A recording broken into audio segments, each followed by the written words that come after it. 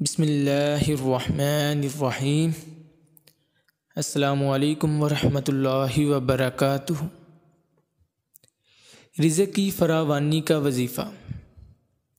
ناظرین، اگر آپ تنگ دستی کا شکار ہیں اور چاہتے ہیں کہ رزق کی تنگ دستی دور ہو جائے اور فراخ دستی نصیب ہو جائے، کاروبار میں برکت ہو، تجارت میں برکت ہو، تو ہم آپ کو ایک ایسا وظیفہ بتائیں گے جس کے کرنے سے انشاءاللہ بے پناہ رزق کے دروازے کھل جائیں گے۔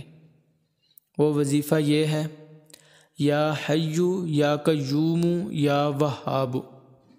آپ نے روزانہ 1000 مرتبہ فجر یا عشاء کی نماز کے بعد اس کا ورد کر لیا کریں۔